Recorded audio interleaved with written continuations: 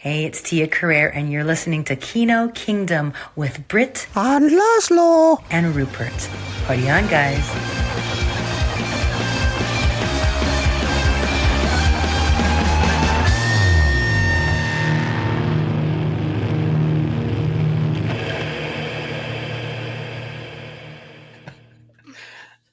Hello, well, welcome to Kino Kingdom 109. We've had a few false starts because Rupert's trying to record on a Commodore 64, but we're through now. We're through the other side. And today is all about the art of the trailer.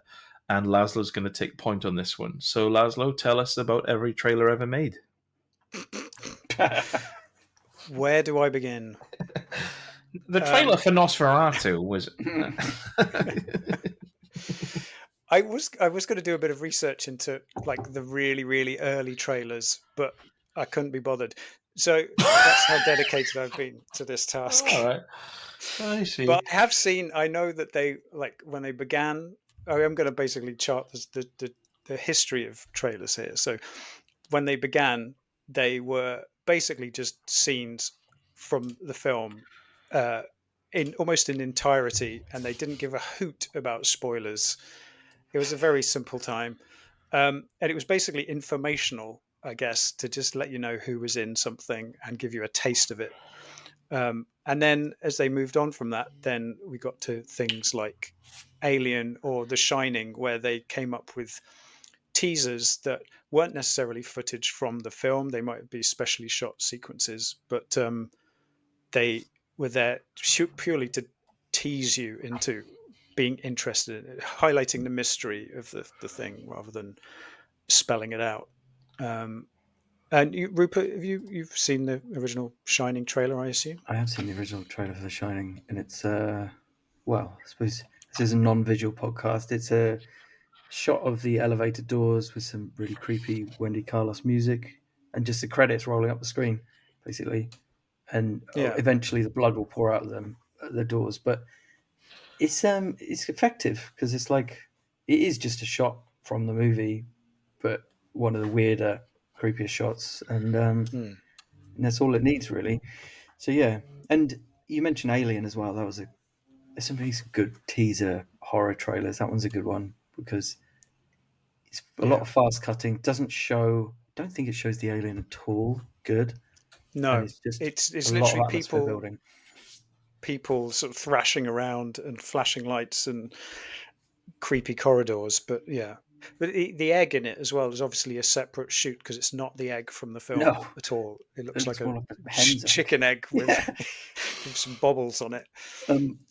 While we're on the topic of teasers, as we've gone straight into that, have you seen the teaser for Superman 78? This is a weird one where it's not even. Apparently, it was filmed. I don't think they'd even filmed any of the footage for the film. They certainly hadn't done the score. It's about a minute long. It's just footage, like second unit footage, flying above the clouds. Right, no Superman in frame at all. Placeholder music, and it's just the actor's name zooming into the frame, and then it cuts to the Superman symbol and the words "the movie" underneath, which I thought was quite interesting on a number of levels because, of course, that's a proper teaser where it's like, like you get now, where it would just show a title of something just to build up some kind of... As if that's the power is in the title, But also the fact that they didn't actually use the word Superman at all. It's just the symbol, so it's just iconography, which is quite ahead of its time in a way. But that, I love the confidence in the brand. Yeah. They don't. They recently, I don't know if you've seen it, they did a title reveal trailer for Masters of the Universe, and it was just the music, like a full orchestra rendition of the theme tune from the TV cartoon, and then it says Masters of the Universe, and then it shows it in many different languages, the same logo. I don't know. I mean, it's confident. The thing is that hasn't even got. That's 1983. It had a toy line, a decent animated series that's incredibly dated now. Then it had loads of failed reboot toy lines and like video games and stuff. So it's not like It's not like Superman or Batman, where that's just a date. I can't imagine that's going to be. Has there been a reboot of the cartoon recently? There was one in the early Netflix. 2000s. There was one in the early 2000s, and then one on. I think Kevin Smith was involved with it in some aspect. Yeah. I quite enjoyed it actually. I It was a brilliant troll of of the fans, because it was like released in 2 parts, and they did 4 episodes, I think it was, and they killed off He-Man in like episode 1 or 2. No, I don't know if And they then- killed him off. They booted him to an alternate dimension, didn't they? And then they tried to get him back or something. That was the thing. He was essentially dead, and then Teela, I think, or whatever, became the main character. So the fanboys were like pulling their own heads off in anger. And then when it got to part 2, they basically rescued him from this other dimension, and then he became the main character as the He-Man that everyone knows. But because they had that gap in between, it left a large window for some idiots to really get angry about the whole thing. Can any of you remember who played Teela in the 1987 version with Dolph Lundgren? Courtney Cox. Is it a female character? It's a female, yeah. Courtney Cox. She's in it, but she's not Teela. Is she? She was. I'll give you some clues. She was also a flight attendant in Commando, and she was going out with the Marlboro Man in Harley Davidson and the Marlboro Man. Flight attendant in Commando. She's the one he gives the line to about his dad. And she was in the Last Boy Scout. She was Bruce Willis's wife. This is gone on. It's Chelsea Field. It's gone on for too long. Okay. She's a bit like an 80s burner. But yeah, I can't believe we all need to watch Harley. It's my birthday this month. Maybe we should meet up and have a movie day, and we can watch Harley Davidson and the Marlboro Man. Yeah, we should do that. Shouldn't we? I've never seen it. So can we? Okay, don't watch it. Can we do that? Can that be my birthday thing at some point? The 3 of us will meet up and we can. Okay, I'm up for that. That'll be good. We'll arrange that. We'll do an entire episode. We can all crash over Lazlo's. I'm up for that. A live episode, that'd be good. Teaser trailers, horror teaser trailers. Have you seen the original Exorcist teaser trailer? That's pretty bold. Is that him getting out the car? Yeah, so it's just literally got the iconic streetlight shot, basically. And then it's just followed by quick cutting, like strobe-like shots of the possessed girl, whatever her name is, and all these monochrome images that bleed across the screen showing her like deformed face and this hideous Pendereckian music. It's quite effective. But again, it's teaser. Did I imagine it? Or when they re-released that for its whatever, I don't know, 50th anniversary or something, did they use the same trailer, like the original teaser, and put that in cinemas? I might be imagining that. It wouldn't surprise me. It would still work because it's just freaky. And I think that's what a good teaser does, I suppose, is it gives you a sense of what you'll kind of like feel by watching the movie without actually seeing any of it. Yeah. And those teasers, and those ones where it's just a logo or whatever, I mean, they're kind of signify, I don't know, the confidence that Hollywood was about their films being events. These were things that you have to go see and make people talk about them instead of product, exactly. Which is not how things changed, of course, because then if we went into the sort of 80s, then the voiceover man obviously became the staple of the trailer. I did look up how... Was his name Red Buttons or something like that? Yeah, it was something like that. I think there's Don been a couple of them. Or whatever his name is it? Yeah, Don DeLuise, yeah. Don LaFontaine was one of the famous In ones. a world. Yeah. Yeah, she was a man. That's the different sort of film. She was a hairdresser and he had locks, bow locks.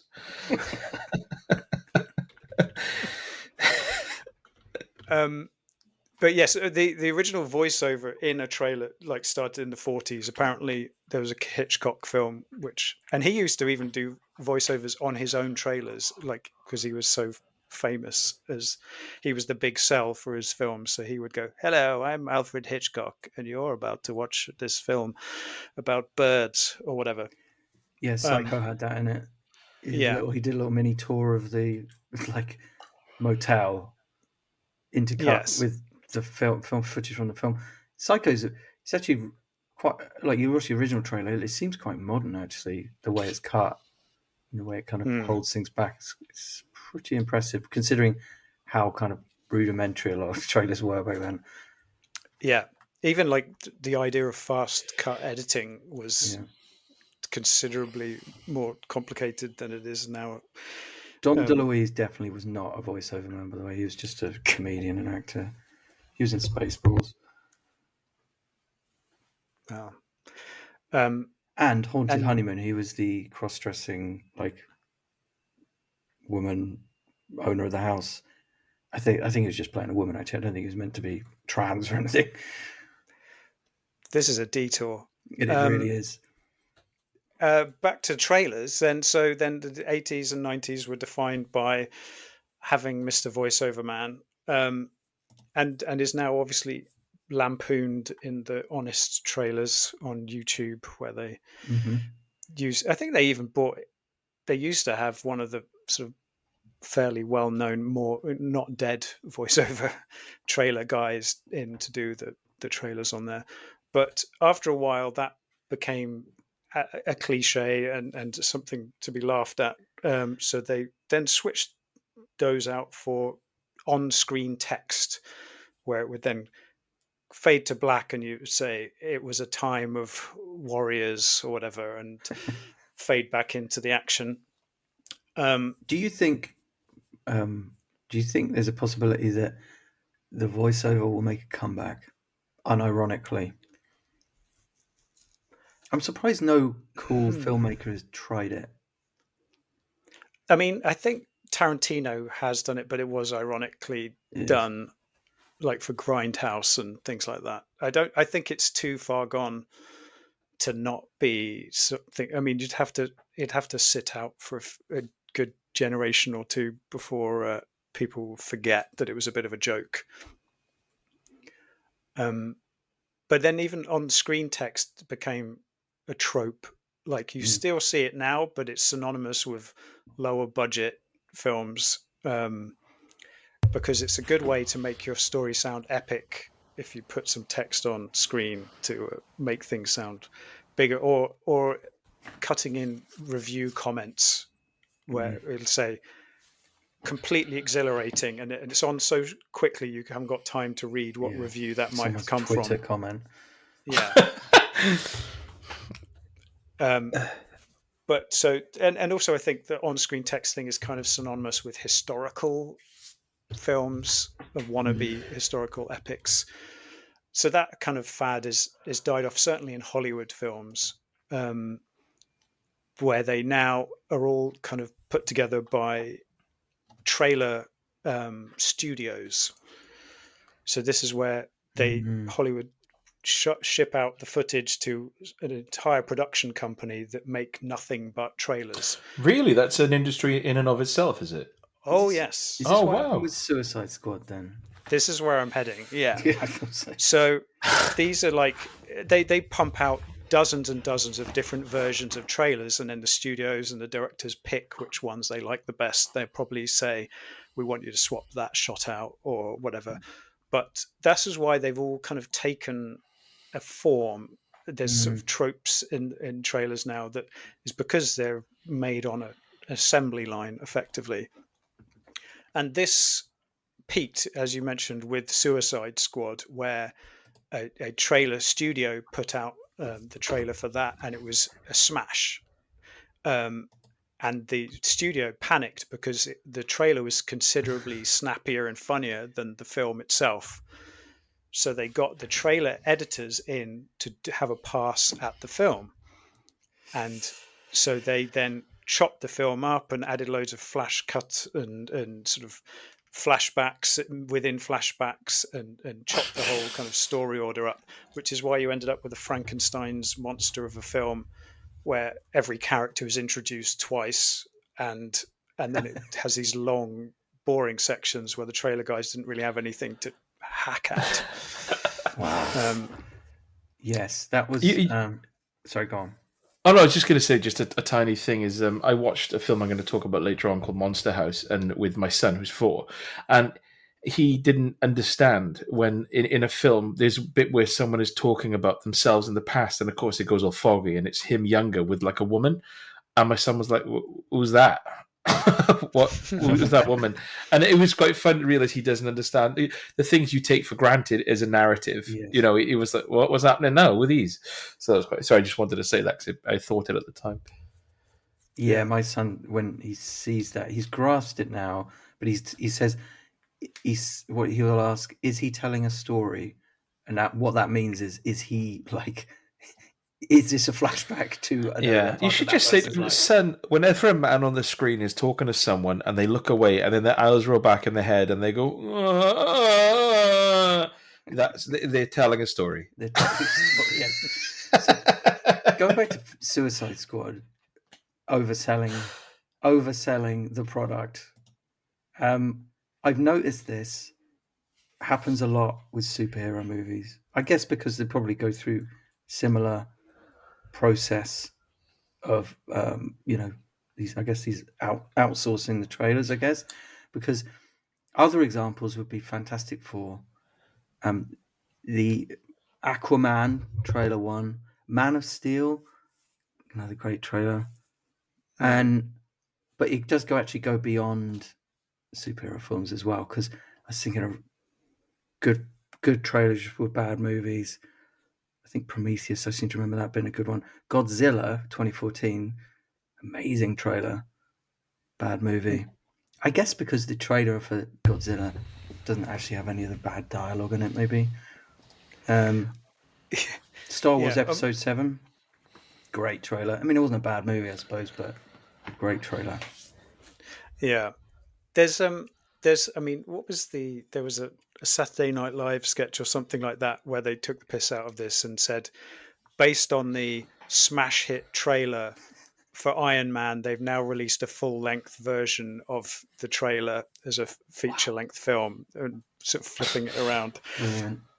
Because, I mean, that's why I do love trailers, is because I genuinely think they're often better than the film. Yep. Because they get to trim away all of the fat and just kind of sell you the idea of a perfect film.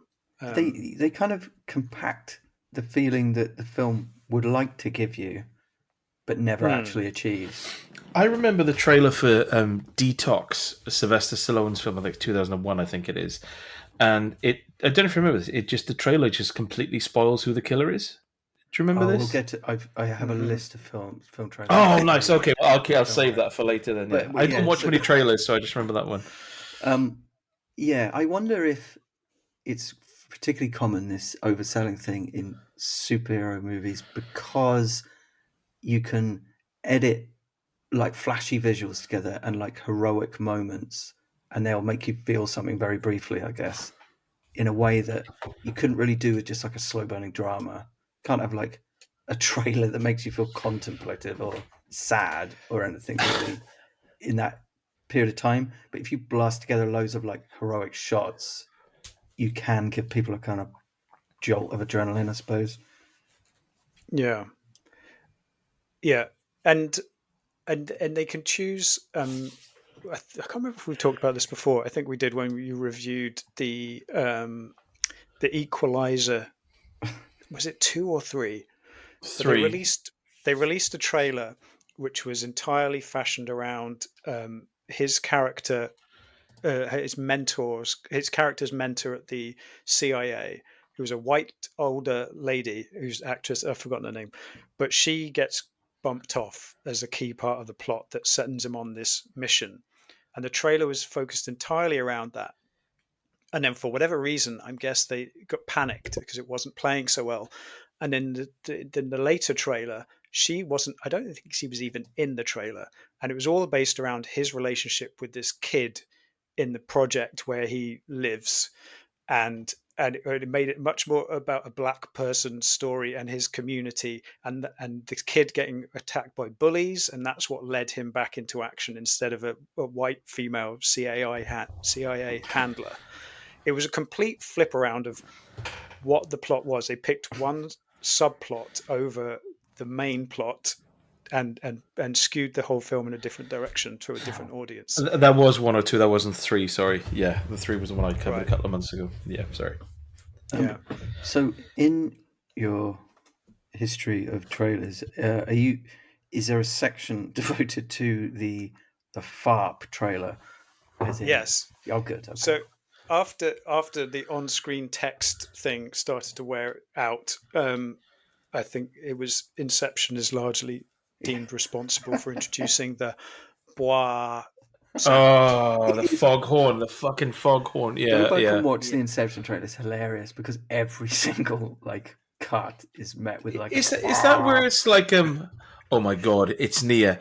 Yeah. And then another character turning around. Oh, the reactor's going to explode. It's that. Yeah, I hate that. And it's got that that thing that Hans Zimmer popularized, that particular style of orchestral music. I don't know what you call it. It's like a kind of trilling effect where it's like and it's like repetitive beats of orchestra. And they did it in every movie around the early 2010s. Like you get Tron Legacy as well, did it the entire time. And so you had FARPs combined with this kind of trilling, and it was very popular for about 10 years. Yeah, and it's still going. Like they've had to adapt it because again it becomes a trope. But even like the new Tron film has got like a digital version of the so they're still it works as a format, but it's overdone, and so now they're trying to find other ways of doing it but not doing it. It's because when you think about the whole Don LaFontaine thing of in a world where his wife is fucking dead, and you're like, okay, I understand this. You're basically telling me like the sort of framework of the narrative, right? That works. I understand it's overdone, but the FARP thing, I always thought of it as like a ship's foghorn, like they were all turning to look at the camera because there's a ship in the distance. It's that was instantly tedious. That wasn't even like with the Don Fontaine stuff. At least it's kind of. It was informative but cheesy. That's just irritating, like having a foghorn just farting all over the trailer soundtrack. I guess it's meant to give it a sense of gravitas, like dramatic weight, like something important is happening. It's aiming for sort of it's not a story telling device. Like the voiceover man is a crutch for not having come up with a montage that uses dialogue and images to tell you what the vague story of the film is. They've had to use a voiceover, or they use the text on screen to contextualize what you're seeing. Whereas the bois is a stylistic fad that, and I'll go on to what it evolved into, or at least what's taken its place is the sort of inverted popular music track. Yeah. And this is also wearing this is on the way out. Not slowed down versions of like Katrina and the Waves. So, that can piss off. Like that's beyond trailers. That's like a Lloyd's Bank advert now. That's bad. Well, this it's been so overdone. But yes, it's like taking a pop music track and it'll be a disco cover of a folk song or a classical version of a hip hop song. And so they kind of. Flip invert the thing and go, oh, this is old but new, and it's heavily the same but augmented, different, isn't it? So you have like really heavy drums where on the original recording it would be like really got mild snare. Yes, yeah. I mean, music is a whole other thing, I guess, with trailers that is evolved over time. But this is the I would say the current fad that's now dying out because again it's become overused and it's rhythmic as well, isn't it? They bloody edit the things to the music. That's the other thing. Yes. So there's another thing that has been popular for the last few years where they will use a sound at the beginning of a trailer, like I don't know, say the sound of a typewriter being slid across, and then that will repeat and repeat and repeat, and it'll become all echoey and distorted, and it will start to sink in with the music as the stakes rise and the tension mounts or whatever. And so that's like the song, that's like the counterpart to that. It's cleverer, But again, it's been done and done and done to the point that it starts to become annoyingly noticeable and lazy. So they have to come up with something else. I'd love to watch a trailer of like a really famous film where the trailer is it's like 2 minutes long, but it's focused on sort of like interstitial sort of stuff. So it would be like someone getting out of a car or sighing or like putting their hand in their pocket for their keys, and it tells you nothing of like what the film's about, even the genre, or someone sort of sighing or like buttering toast. You're like, I don't even know what this is, what genre this film is. I'd love to watch one of those. Well, I've seen them used where they've done that sort of thing, but it cleverly, in a way, I guess, it does tell you stuff. It'd be like, about the ordinariness of this guy's life. It'll be him punching his ticket as he starts at work, and he's fumbling with his keys in the lock and eating a sandwich with it, and the sounds will all be exaggerated but rhythmic and telling you that this guy's life is a routine or whatever. Yeah.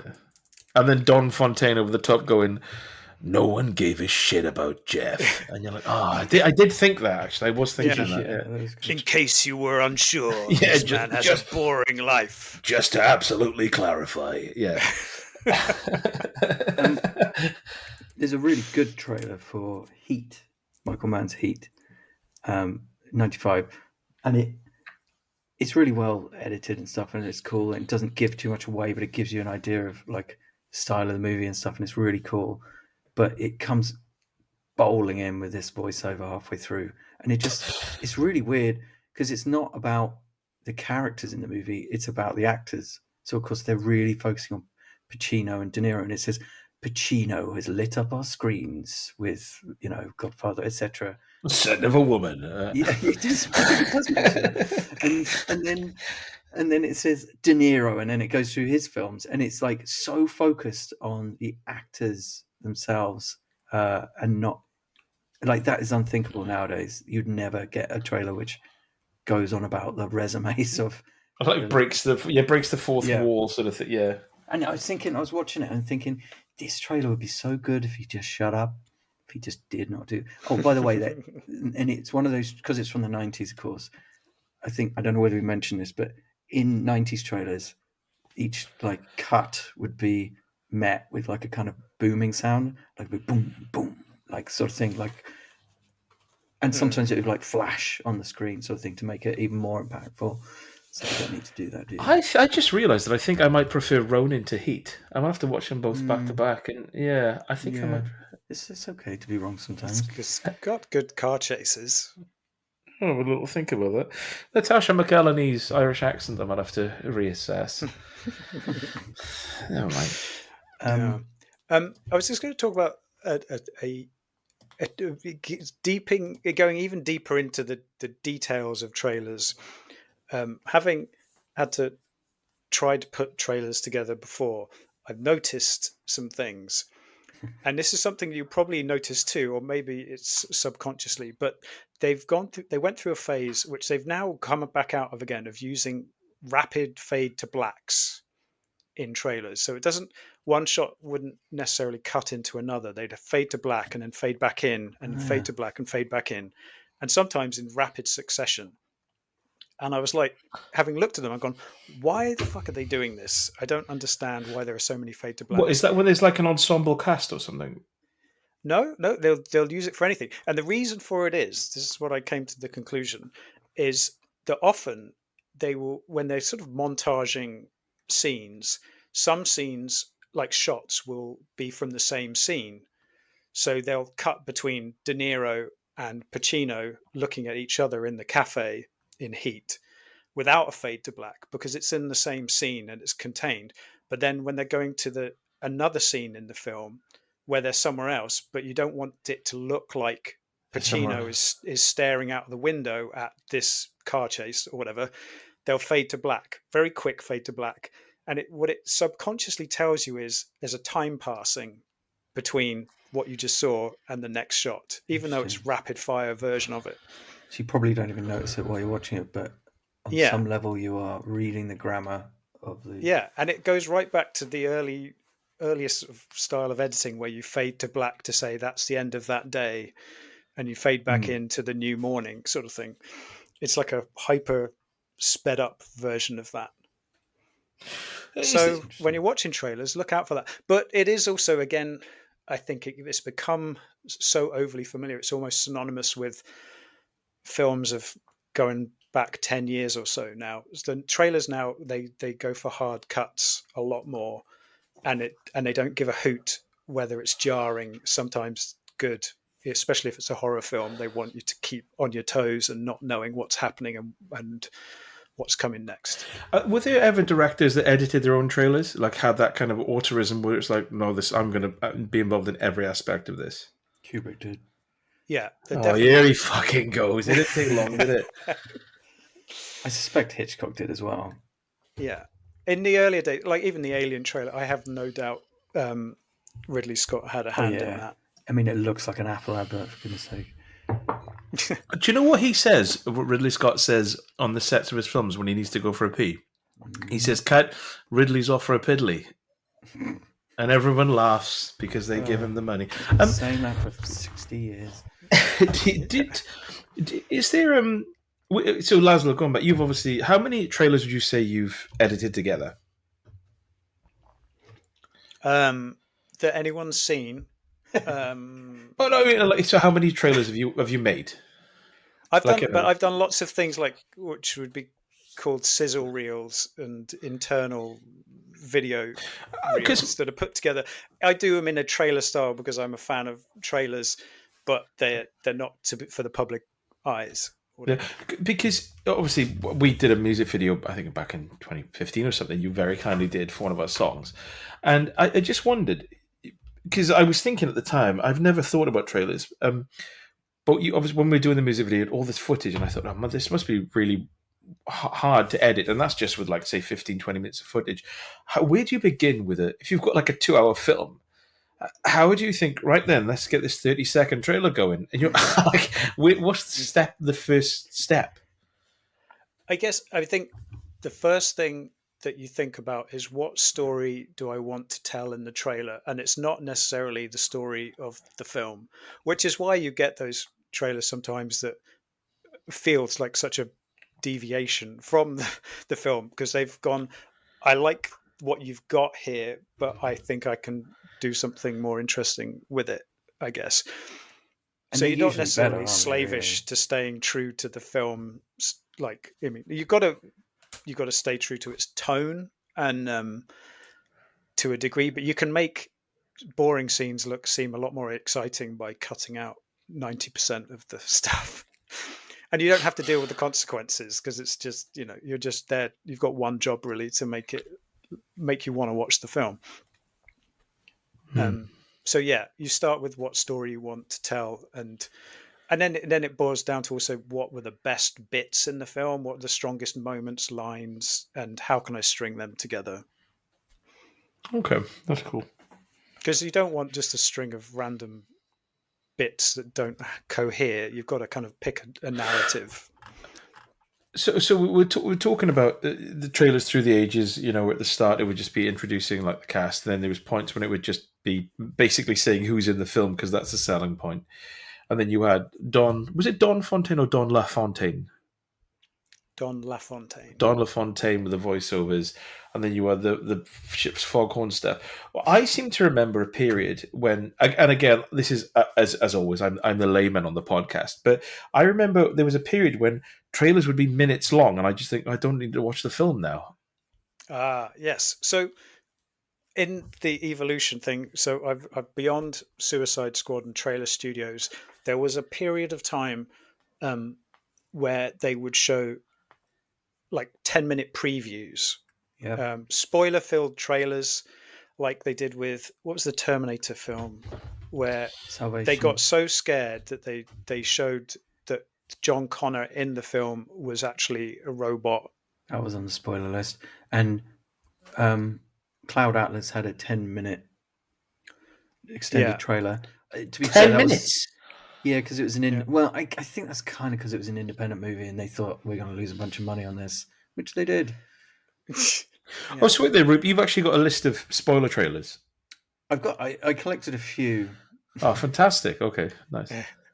But just on the 10-minute preview thing, which isn't necessarily a spoiler, but if you want to watch the film, you don't want to watch. Also, they also almost always sub-edited the 10 minutes, so it would cut out of a moment quicker than it does in the film, or they get to the car chase that's technically 13 minutes into the film to fit it into the 10-minute preview. So they were ugly, sort of trimmed down versions of the opening sequence of a film. Yeah. And they started showing them in cinemas. And I can't remember what film it was, or whether it was with you, Rupert, or whether it was with your brother. But it came on with one of those 10-minute teasers for a film, and you or he literally covered your ears and closed your eyes and stared at the ground, because you were just like, I don't want this spoiled for me in this shitty format. I remember it kept happening as well. Yeah, and it was this. They've done away with it now, thank God. And they even really put them on annoying. YouTube for a while, and they seem to have kind of stopped doing that now too. I can't remember what movie it was. It was probably about 10 years ago. Maybe. I remember one film. I can't remember what it was. It was like some sort of like space horror or something, and it starts off and it's all of them kind of like laughing and joking, and then at one point in the trailer, it's like two characters and they're holding hands and they're looking at each other, covered in like water, and they're like, "It's just us left now." And I thought, all right, so now I know everyone else is dead. Then, right, okay. And it's just so. I'd say to me that would just be. I'm surprised there's no one along the line. That, someone's holding their phone close to the microphone. I think. Sorry. Can anyone else hear that? Yes. Yeah, there was. Sorry to the listeners. I don't know what that was. But yeah, you think, well, surely that would have reached someone in the studio. And they said, don't do that, because that just shows who dies and what happens at the end. You think so? Yeah. You? It's bizarre. Yeah, it's really bizarre. So why would anyone want that?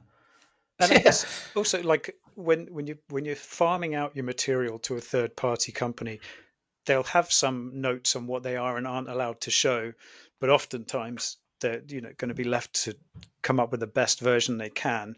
And if somebody at the studio doesn't really give a shit or isn't really engaged, and if the director isn't involved, then they're going to just spew out these shots where you go, that if you think about that shot, that is the ending, and we know now what happens. Yeah. Oh my god, fantastic. Yeah, speaking of Terminator Salvation, that was the one with a massive spoiler in it. But worse than that in the Terminator franchise was Terminator 2, which really? the trailer just reveals that Arnie's a good guy. Oh yes. Which it's is easy to forget that was meant the to thing, be. and it's like, wow, an exciting revelation. because that's something which you don't find out until like halfway through, and really a lot of the tension for the first hour or something is, well, I mean, that Arnie was the complete psychopathic, just cold-blooded Terminator for the entire first movie, but I know he's all right now because. Yeah, and if you think about it, in Terminator 2, when Robert Patrick appears, he kills that cop, doesn't he? But there's no like shlunk, like stabby noise. He basically looks like he punches him in the guts, and it sounds like he's punched him in the guts. The idea being that he's a good guy who's just punched this cop in the guts. And I remember watching it the first time I watched that movie. I already knew, of course, because it'd been spoiled. Yeah. And so when he does punch him in the guts, I was thinking, well, that didn't look fatal. Yeah, it was a bit underwhelming. But of course, like you say, the whole point was you're not meant to know. Yeah, and that's why he doesn't, like Arnie doesn't. He roughs people up in the pub, but he doesn't kill anyone, does he? Because he's a good guy. That was the first I used to have when I was a kid. I had the T2 box set. I don't know if you remember it, in like a big tin. And the VHS was like in a huge tin, and I remember on that it had one VHS that was a film and a separate VHS that was behind the scenes stuff, and that was the first time I remember I would have been when we Terminator 2 1991 was it?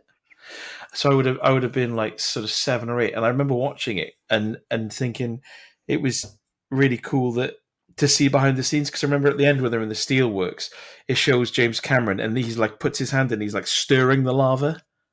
To mix it up, and I remember thinking, "Oh, it's amazing seeing all this sort of stuff," and like how they do the. That was like my first insight as to how films are made. I remember watching that more than the film because it was like absolute magic to me as a kid. That's awesome. Yeah, I have similar memories, and specifically that bit where he sloshes his hand around in the lava. Yeah, just and I to was move remember the, thinking, like, how do I was they like, do that? "Fuck!" How is he doing that? Yeah, that's amazing. Yeah, really cool. Other spoilers from trailers. Oh yeah, go on. Friday the 13th, the original trailer for that, literally goes through all the victims like a body count, showing who's going to die and where. It goes 1, and then it cuts the first one, 2. I don't know if that means that 13 people died. Probably. Anyway, yeah, so that's wow. How to Train Your Dragon 2 spoils the trailer for that. It spoils the entire first half of the movie by revealing the identity of a main character in an astonishing way. Yeah, That's like a newish yeah. film. Wow. Apparently, the Amazing Spider-Man 2 trailer shows the final shot of the movie. I'm not sure Really? how bad that is. I mean, the Psycho trailer does that as well, to be honest. The GoldenEye trailer. Sorry, just going back to that. There is something like that does irk me when they show like the last shots of films in trailers, and you don't know it's the last shot. But you're But then when thinking, you're watching the film, yeah, you're going, "Well, that bit hasn't happened yet." yeah, And then of course you know that character isn't going to die or be dead because you've seen them do something in the trailer that hasn't happened 75 minutes into the film. Well, this does apply to the GoldenEye trailer, which just says bollocks to the whole 006 twist and just tells you everything and shows you everything, including the final confrontation. And you know what you're saying about, like, when you see a kind of confrontation sort of scene in a trailer, you're thinking, that's the ending, isn't it? That's what, and he literally says something like, "It ends now," or something like that, and it's like, right, okay, so it literally is the ending. It's really funny when you It's can just see like two people facing off and they're both like really cut and knackered. You think that's the ending. That is, I'm watching the ending. Yeah. It's so It's ridiculous. also when something blows up as well, you're like, they have to put the explosion in the trailer because they spent so much money on it. But it's like, no, but that's the bad guy's vehicle blowing up. You've just shown. Right, never mind. And this is a bit of a deep cut, but Jean-Luc Godard's film Socialisme had a trailer which was the entire film sped up over a minute. So you just see the whole film in fast forward. That must just be really impractical as well, because you'd have no idea what was going on, but yet it's sort of ruined for you as well. And it's Jean-Luc Godard, so it is just people sitting around in rooms talking, so you don't really know what's going on, but it's quite an amusing idea. If you were to I say download it whenever that came out, if you were able to slow that down, then you wouldn't have the sound there either, would you? It would be a fruitless effort. The spoiler in the Detox trailer, by the way, from like 2000, 2001, whenever it was it shows like they're in this sort of retreat, and it's Sylvester Stallone and Charles S. Dutton and Sean Pat and all these people in a circle introducing themselves, and the music's quite intense. And it's like, one of these is a killer. Who is it? Who killed his wife? And everyone's talking and stuff. And of course, only one of them, Sean Patrick's family, is English. And then it cuts to him finding his wife at the start of the film, and he gets a phone call from the killer, and he picks up the phone, and it's, "I fucking killed your wife, mate. She's fucking dead." And you think, oh, it's the Englishman then. So it's Sean Patrick Fowler, isn't it? That's that solved. It completely ruins the film, like in the trailer. I think they may have re-edited it to like mask the voice in later trailers. Brilliant. I feel sorry for films in a way that have got a really clever idea, but they're going to be completely scuppered by the fact that they have to put out a trailer. Like, there's somewhere like what makes the film good is the big twist in the middle or the early part of the film. But in order to sell the film, you have to give that bit away. And then, of course, the entertainment of watching the film is diminished. There's no surprise left because the big thing. Yes. I have actually a very contemporary example to talk about on this subject, which I will review if we get there. Okay. Lazlo, can you think of films where how do I put this? So films where the trailer has footage in it that doesn't end up in the final film. Yes. Well, so going on from spoiler-filled trailers, we're now in the era of spoiler removal trailers, such as Marvel films, where they will put shots in the trailers that are not in the film and were never intended to be in the film, Wow. or they remove visual effects elements from shots to conceal plot details. With the prime example recently being Spider-Man, something to do with a home, Far From Spider-Man. Home. No, Spider-Man. Fuck off home. That was it. Yeah. Where they in the film there's three Spider-Men, the famous like three from the film recent-ish films. What am I talking about? The films over the last 20 odd years or whatever, more than that. Right. All appear in the same film, as do some of the villains from those films, but they wanted to keep that under wraps. So in the trailer, in this big showdown shot, they've got one Spider-Man flying towards three bad guys, but in the film, there's three Spider-Men flying towards three bad guys. And then the eagle-eyed viewers noticed that, I think it was the lizard, his head jerks in a funny way as if he's been kicked in the head by an invisible force. And of course, when you watch the film, there's three Spider-Men and they're all fighting each other. They also did it in things like Avengers, one of the Avengers film, where they showed Incredible Hulk involved in a big fight scene at the end, and then in the film he never turns up in that fight scene.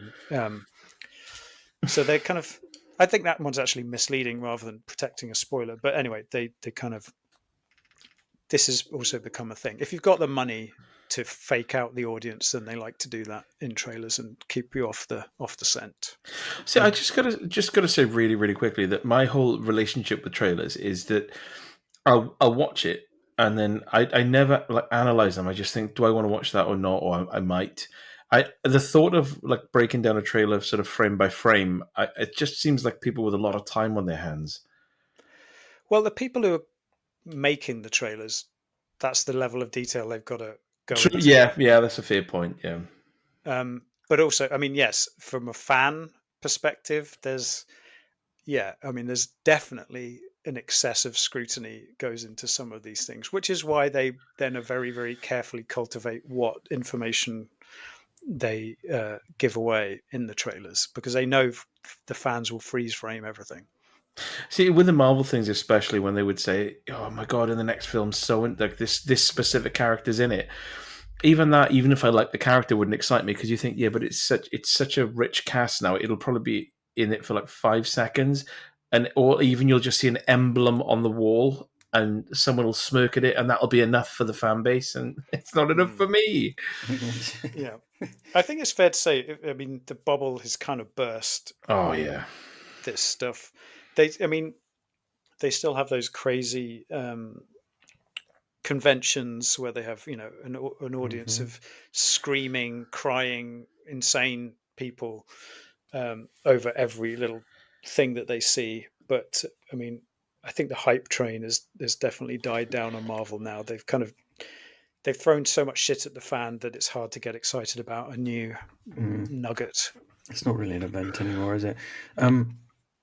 Speaking of stuff removed from the final film, of course, the ultimate example is the Miami Vice trailer. What was the Michael Mann one? Yes. And in the trailer, I think it's the very first line of it, actually. I think it's like Colin Farrell, is it? Yes. Firth, mate. Not Colin Firth, no. Colin Farrell says to someone, "Do you know what foreboding means? It means bad things are happening right now." It's a classic line because, of course, it's completely wrong. It's the wrong definition. And I was waiting for it when I watched that in the cinema, and it never happened. Yeah. Somebody along the way went, hang on. Yeah, and in the film, actually, he says, "Do you know what foreboding means?" And it cuts the other character, and they say, "No, and neither do you." Trailers, eh? Yeah, and also in terms of misleading things, there have been trailers, which I think we might have mentioned this before, where they had the trailer for Drive, and somebody tried to sue and I can't remember if they were successful or not, because they thought the trailer made it look like Fast and Furious, and then when they watched it and found it to be a slow, unpleasant, violent, weird. But back up, Lazlo. Back up. Within it, Drive with Ryan Gosling or Drive with Mark Dacascos and Kadeem Hardison. You're gonna have to specify. I'm lost here. It's definitely the one with Mark Dacascos From 1997. I'm with you. painfully Okay. slow, violent. Actually, it's quite violent. There's no sped up footage in it at all. Yeah, and the other one which got made quite fuss, and rightfully so, I think, was the film Yesterday, which was about the guy who travels back in time and uses all the Beatles music and pretends that he wrote them himself. Is that got that really hot Asian guy in it? Yeah, yes, it has a hot Asian guy in it. I thought, and it so. also had a hot. You're thinking of Dev what Patel. nationality is Anna Dev? Riz Ahmed, I think I was thinking. Oh, of, Riz actually. Ahmed, yeah. Yeah. I don't think it's. I don't think it it's is Riz Ahmed. No. Oh, It's okay. not Dev Patel. But they're both hot. So. But it has. Well, it did have Anna de Armas in it, and she was in the trailers. Oh, wow. And then she was not in the film. I think They think cut they her might have role won that one. entirely. Yes, I think they did. Yeah. And they were accused of misleading people. Did she play someone called Penny Lane or some shit like that? I don't know. I've never seen the film, nor have I. I've seen the trailer, but I've not seen the film. Is that Danny So I don't Boyle? know the full Or context. am I just imagining that? It might have been. If there was only a Doing way one one of of you his could find out. twee- No. I'll find out now. I'll go to my nearest corner shop and buy it on DVD and look at the back. I've just typed in Riz Richard Ahmed to look at him. You're Oh, not no, going it's to directed by with Danny. Riz Ahmed. It's directed by Danny Boyle and written by Richard Curtis. Of course, it was Richard Curtis. Doesn't Richard Curtis just do a load of sort of really saccharine stuff? Well, he did Four Weddings and a Few. I mean, didn't he used to that's do what I'm Blackadder? thinking. Not saying Back, how. back in the day. He used to be good. He's too busy No, turning that's into so David lost. Morse at the moment, by the looks of him. There's nothing wrong with that. No, my God, he's always looked like David Morse. There's a picture of him in like 1999. Oh, actually, no, he kind of Doesn't look that much like David Morse. careful. Yes, he does. There's a touch of David about him. He's got yes. Okay, right. Go to Richard Curtis's Wikipedia page and scroll down to campaigning and stop sighing, Rupert. You know that every time I say someone looks like someone else, it's exactly accurate. So Richard Curtis Wikipedia page, scroll down to campaigning, and then tell me he doesn't look like David Morse in that picture. Yes, slightly wizened David Morse. Oh, yeah. Yeah. David Morse, if a wizard Because had he's said, got like a wide face, isn't it? Sorry. it's because a wizard that had said, waved a wand in front of him and said, "Abracadabra, look a bit like a shit David Morse," and then that spell worked. Yeah. He's got a bit of the Hobbit about him as well. Yeah. I don't know where I'm getting that from. Hobbity features. Yeah. Anyway, on the final step of the journey through the world of trailers, I should also mention fake and AI created trailers. Ooh, So obviously that's with tedious, isn't it? AI technology, you can create all sorts of things. Some of them are quite cool. I have to admit, I like the ones where they do things like, say, Star Wars, but in a 50s. Wes Anderson style, okay. or like the a modern thing, but made in the style of a 70s kind of Yeah. TV series. And so those are quite cool. They come up with some funky Because they're creative, visuals aren't and they? things. Yeah. But then there's the fake trailers where they'll say Batman 2 and there's some picture of Robert Pattinson there, and then they've just cut together shots from other films featuring Robert Pattinson, and they're quite cleverly put together at times, but they spewed them out onto the internet, so it sort of become a bit of a fog and you can't really tell what's real and what isn't half the time. Yes. To the Horrendous point where clickbait. YouTube has ended up banning a number of these channels because they are essentially monetized channels, tricking people into thinking they're watching a trailer for something. I made a decision recently, like a personal decision, to just, I think anything where the AI kind of has me out with stuff like that, where people are just, I don't know. There's something about it that I when there's like absolutely no human involvement and it's just that sort of content, I think that's me tagged out then. Yes. And my time is too precious for that sort of shit, to watch something and then enjoy it and think, oh, actually, is that even real? I can't even be bothered to question it, so I just don't watch anything online like that anymore. Yeah. Luckily, shit 80s action films aren't affected by AI, so I'm in quite a secure cove. Unless James Cameron is revisiting the color grade using AI technology and getting rid of everyone's wrinkles and stuff. Drinkles most of the time.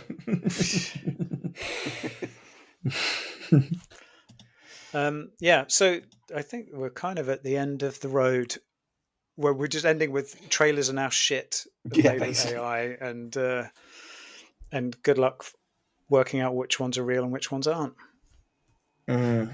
Or on a more positive note, I would just want to list my favorite trailers of all time. Nice. I was actually going to suggest that, yeah.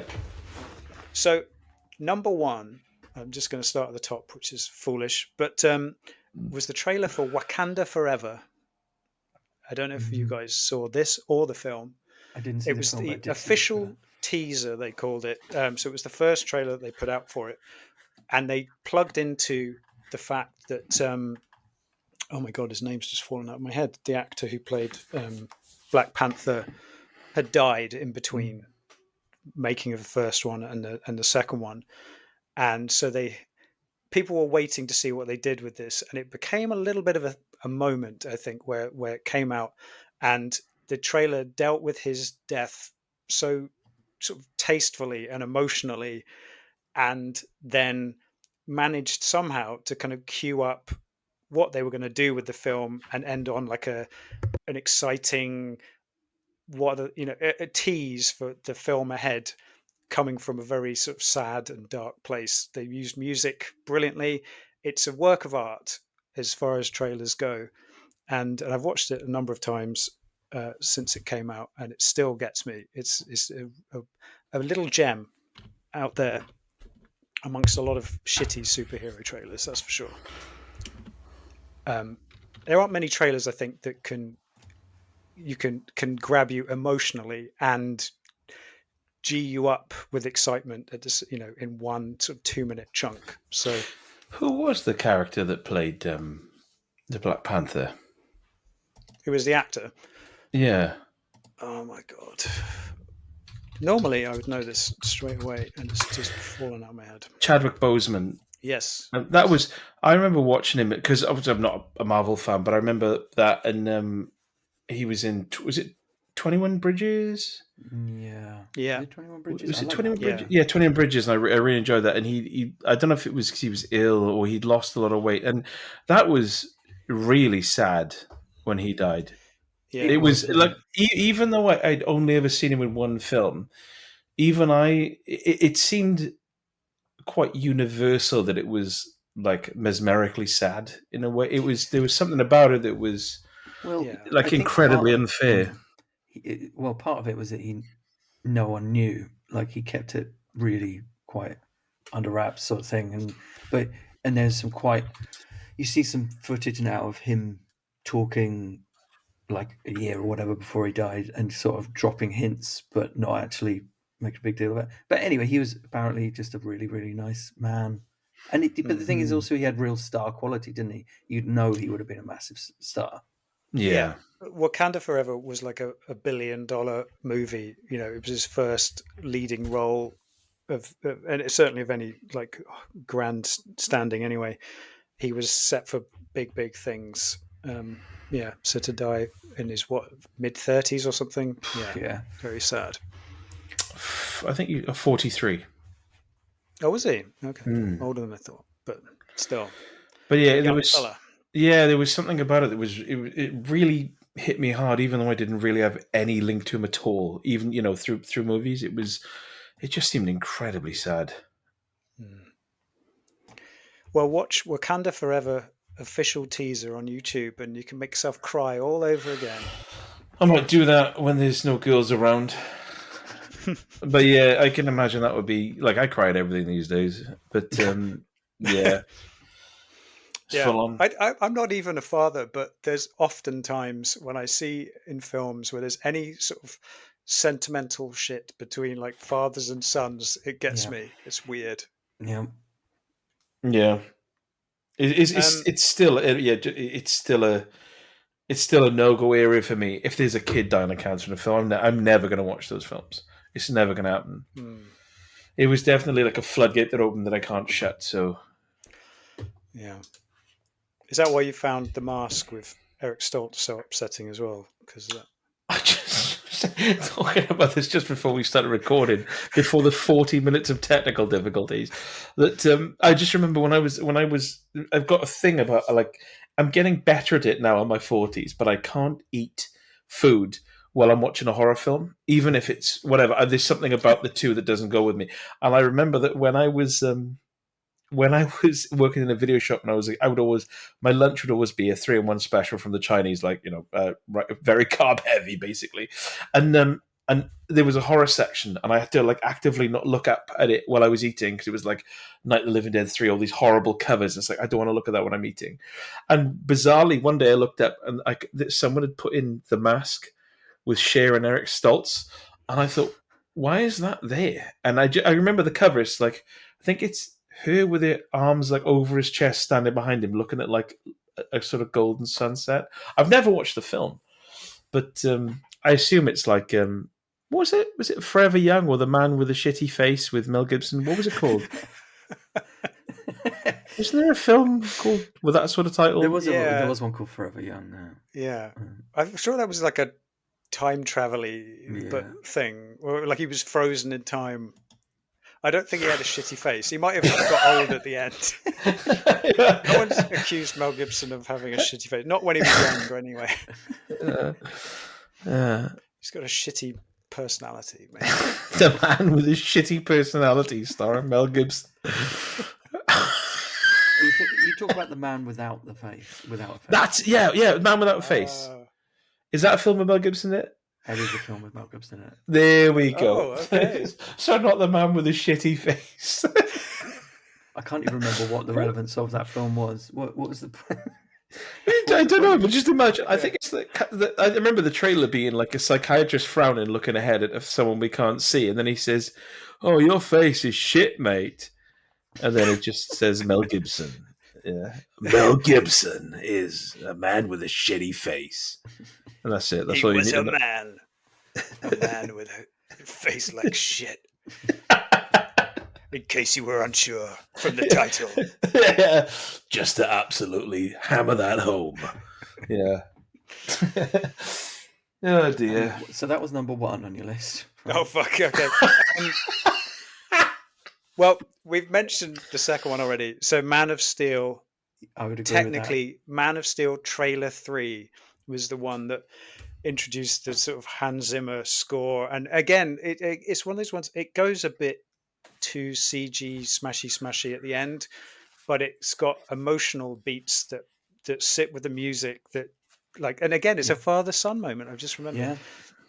Where emotional beats which are better than the actual film. Yes, that make you feel something that the film did not. Yes, so that's a trailer that oversold the film for sure.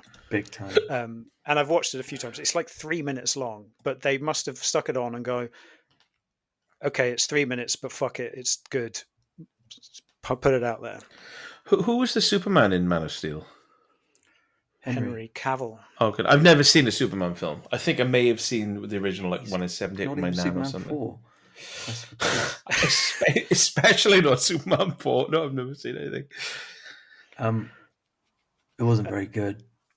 Oh, no, the trailer's better than the film. That can't be good. But the trailer is like a super condensed version of the film. It pretty much covers the whole kind of same beats as the film, but done in a much more succinct and an exciting and dramatic way. Yeah. Okay. And then number 3, I've got down Creed, which is also by the same director as Wakanda Forever, which made me wonder if he, because he's a bit of an auteurish guy working in Hollywood, whether he What's had his a name? hand in Sorry, these the trailers. director. Oh my god! Why can't I remember names? Stop drinking, Lazlo. Never. So What's his name? For God's sake! Wakanda Forever, the director. He just did Sinners. Ryan Coogler. Ryan Coogler, thank you. So yes, Creed, which was the spin-off of Rocky that I think no one was expecting to be good. No. And they put together a really good trailer for it that genuinely makes you, by the end of it, want to sort of do some boxing training. It pumps you up for it perfectly. It like sets him up as this underdog. It's a great combination of music and rhythm and somebody who's down on their luck rising above, and then it perfectly drops in Stallone near the end, now switched into the sort of mentor role. And it's got a great line about where he's making him look in the mirror and he's telling him that's the toughest opponent you're ever going to face in life. And you're like, nails it. Spot on. Yep. Made me want to watch it. He comes on the screen. He's like, you got calcium deposits on your bones. He starts mimicking his old mentor himself and talking like this. Burgess Meredith at his best. I went to a box when I was a kid. I was about 14 or 15. My friend said, "Do you want to come to like a boxing gym with me?" And I was like, "Yeah." And I went, and I just joined in with the training, and I thought, "This is horrible," because I went in there, and there was people lamping the shit out of each other in the ring, and then they said, "Okay, first thing we're going to do is just put your back up against the wall and drop into a squat." And then the first person to collapse has to do 100 press-ups. And I thought, I don't think I'm going to come back to this. I don't. I think I'm going to go back to playing Landstalker on the Mega Drive next Saturday. Did somebody fist you in the ring? They showed me their fists. And they said, these are going to move towards you at speed, sir. And I said, punching, that's called, by the way. So I was one step ahead of the game a little bit with that one. Ryan Coogler did Sinners, which is good, isn't it? Yes, it's very good. I need to watch that with my feet. He knows his shit. Yeah. I'm glad Sinners was a success because there are movies coming out left, right, and centre which are not successes. One battle after another being the latest, I think. A little sidey. I've thought that was supposed to be completely and utterly amazing. Apparently it is. It is. Apparently. I really do actually want to watch it before it disappears, but it's going to disappear fast because no other fucker is watching it.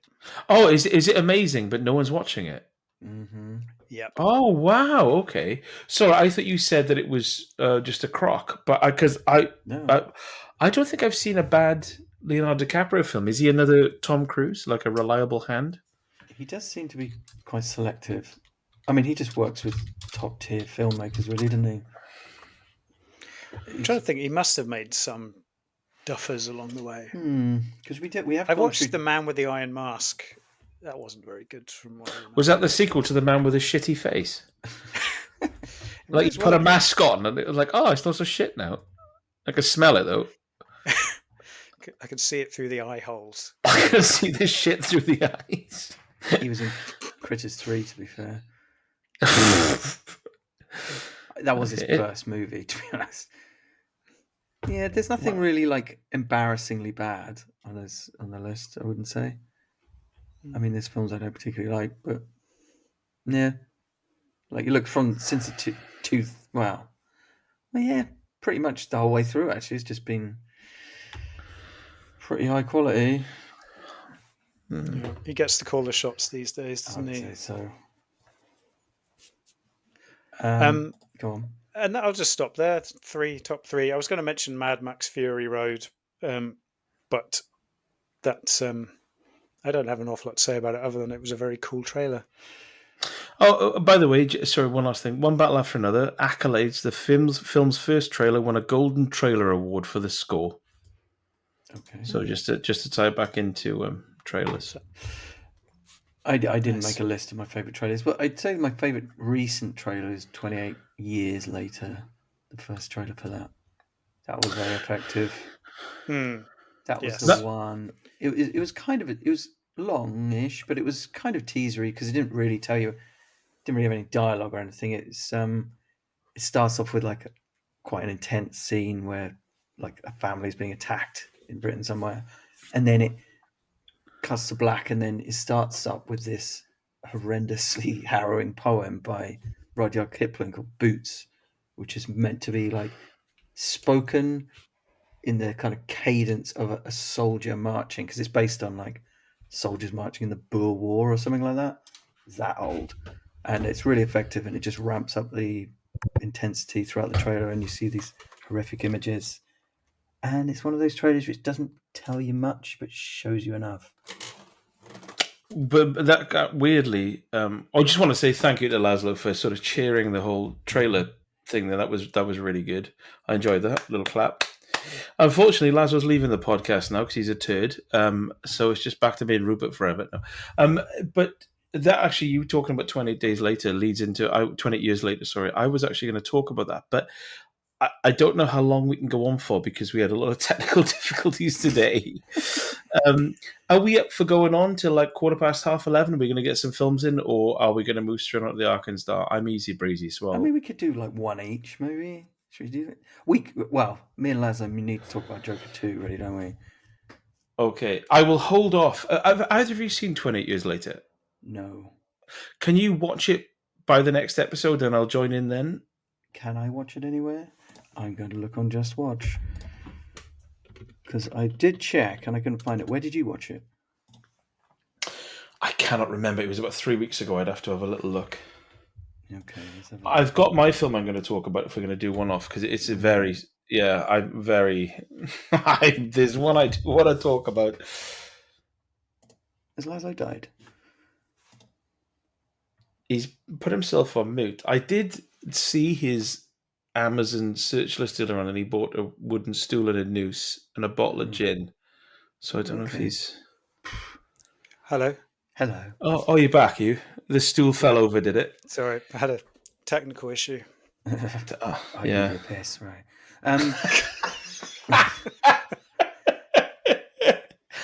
One day technical issue with my bladder. we'll unveil to the listeners one day that we all do this, like with full video, completely naked, with the cameras on our crotches, so all you can see is junk for the whole thing. Oh, straight on OnlyFans. Sorry, go on. I can rent 28 Years Later for a $5, which I'll be willing to do if it's good. Yes, rent it, and then next week we'll all talk about it. Okay. Do you two want to kick off with Joker 2, and then obviously feel free to do another one as well, and then I'll talk about my film. I'm happy to do that. That'd be really cool. Sure. Yeah. Lazlo, do you want... Would you like to introduce Joker 2? Or Joker Folie à Deux? Can I just say, I have to say that before, I've not seen this film and I have no intention of seeing it. I love the original Joker. Then when the second one came out, they said it was a musical, and it just got so slated. And from what I could see, like even the cast were disenchanted with it. And I thought, I'm happy to just leave it there. So I'm very intrigued as to what you're going to say about this. I think me and Lazlo may deviate on this one because I deviated with myself on this one. Well, I mean, I don't know if we will deviate because I kind of enjoyed it. Oh, okay. But we may be on the same page then. It was the hype, the negative hype around this was so vast that I didn't bother going and watch it at the cinema. I just watched it on Now TV a couple of weeks ago. And even then, when it turned up on Now TV, I wasn't in a hurry. It was on there for a while before I was like, oh, fuck, I guess I have to do this. But I don't think I was bored at any point. I never felt like I needed to turn it off. It was always interesting, even if it was often I was sitting there thinking, what were you thinking with this? This is nuts. It is like, how to spend $200 million? Was it? I'm not clear where that money went, but I was going to say, is the money on the screen? But apparently, not really. Not. I mean, it's nice looking, but in an everyday way, in a $50 million way, sort of thing. Yeah. Like most of it takes place in dark cells and corridors and a courtroom. It's baffling where the money went. Yeah, and I think as a film, it was always a bit up against it because it is a film that actively seeks to like subvert the expectations of its audience, so it's always up against it. And it's like it boldly sets out to say fuck you to a large chunk of its potential audience. But so you got to admire it for that. In absolutely. a way, $200 million on a film that just goes to tell you go fuck yourself. I suppose I'll quickly go through like the plot then. Yeah, so sure. Arthur, Joaquin Phoenix, is in prison and he's facing trial. I suppose it's jail. He's facing trial. I think there's a difference. He's kind of keeping the guards amused. He's in jail. He's facing death row. Yeah, that's the court case is to decide whether he's going to get the death sentence. Right. Okay. So it's prison. Yeah. Okay. So he's kind of keeping the guards amused while he's there, and he's like they treat him like a loser clown, and then he meets Harley, who's an Arkham patient, and they fall in love, and she's obsessed with his Joker persona, and so while Arthur is rotting in prison, these two, or perhaps he, just has these various fantasy musical moments, and so the idea here is that Arthur's kind of like alter ego is repressed, so he kind of plays it out in fantasy sequences, which tend to be, they're kind of slightly dreary renditions of old show tunes, a lot of them, and yay! Yeah, but well, the very first one is Nick Cave covering something. I can't remember what it is. An old show tune, anyway. With covering himself in butter, or but yeah, I kind of felt like the musical numbers kind of looked like they've been inserted afterwards to kind of pep up the plot a little bit. This is just my initial thought was, because I went back and thought about this a bit more later, but that's how I kind of felt the first time. Well, as I was watching. Interesting. Yeah, if they took out the songs from it and the little embellishments, because they're fairly limited. They're not even like big musical numbers exactly. No. They're often just them in a slightly different light shaft singing the song. If you took them out, this would be a monumentally dreary It'd be humdrum film. Yeah. And there's things that I was kind of thinking, it's ostensibly very grounded like the original, but except there are lots of things that just wouldn't happen, like Harley's unlimited access to him, or Arthur being allowed to represent himself in court wearing full clown makeup, harassing witnesses and getting cheers from the crowd, and this explosion that happens towards the end magically kills everyone except Arthur. And it's sort of like, by having everything be absurd and unlikely, that juxtaposition between the dreary reality and this fantasy world doesn't really work, I felt. Yeah. At the time. I was done with the musical numbers by about halfway through. I mean, I'm not a big musical fan anyway, but I was tolerating them. But when they became too frequent and at the cost of meaningful dialogue scenes or anything that moved the plot forward, it really started to wear on me. I'm just going to have a shout out here to Lars von Trier's Dancer in the Dark, because of course that combined homicide and court drama and musicals in a very effective way, and almost ruined Bjork. But in retrospect, so I don't think I actually liked Joker 2 at the time, but then thinking back, I actually think it might be quite clever, actually, because I found myself annoyed by Arthur's inability to like tap into Joker in the real world. It's all kind of experiences it sort of through the eyes of Harley, and I think it's deliberate. Like, she's in love with his alter ego and he's actively resistant to it, and it puts him in a right tizzy, and it makes for an interesting internal conflict, I think, that goes beyond the depiction of mental illness in the first film. And it's like all of the disappointment we feel as we're watching the movie is sort of concordant with the persona of Joker slipping away from Arthur's grasp. Like, he imagines taking revenge on people, like murdering the judge and stuff, but he can't actually do any of it. So we get none of the kind of satisfaction of watching him go really insane and postal. And I suppose it's playing on our attraction to violent psychopaths in films. Yeah, well, that's what I really kind of liked about it, was it felt like a very meta.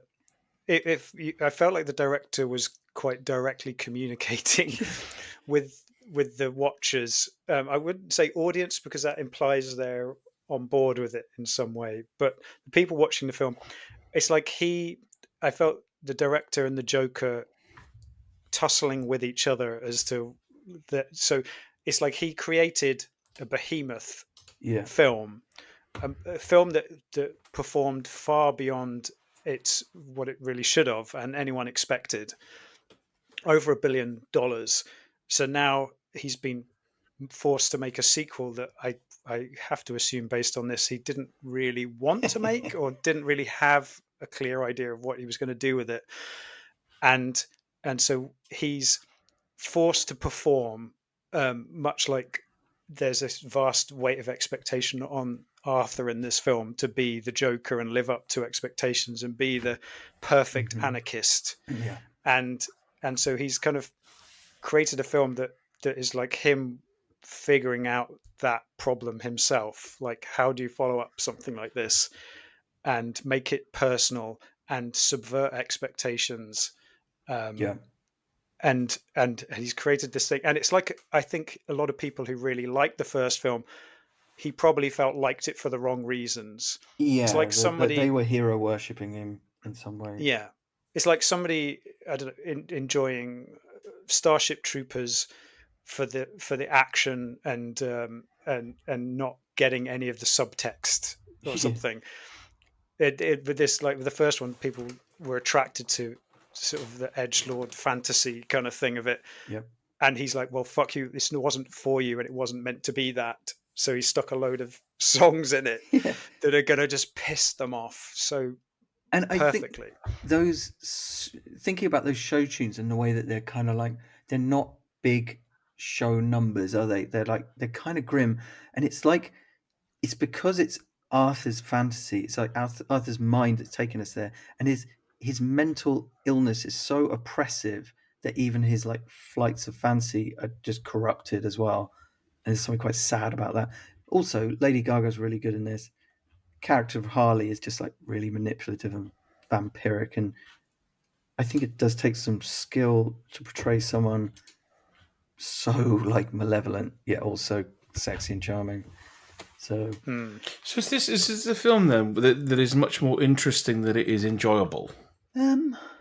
But I think yes, I would say at the time, but I think it's because it directly like attacks your expectations. I think if I watched it again, I think I'd enjoy it a lot more, knowing what I know now. I've got to say as well, like, they spent $200 million for an absolute like gut punch of a final punchline that sets up a sequel that we're never going to see, unfortunately. Because that's a pity, because it could have been cool. But I thought it was like a really, really cool ultimate fuck you ending as well. Yeah, it's difficult to talk about the ending, yes, without divulging the details of it. It felt to me, to be honest, like a bit of an apology, more than a promise of things to come. By the virtue of the fact that the person involved was given so little attention during the film. Mm-hmm. I'm being very cryptic about this. Anyway, yeah, I don't know. It was an interesting experiment. It's not exactly fun. No.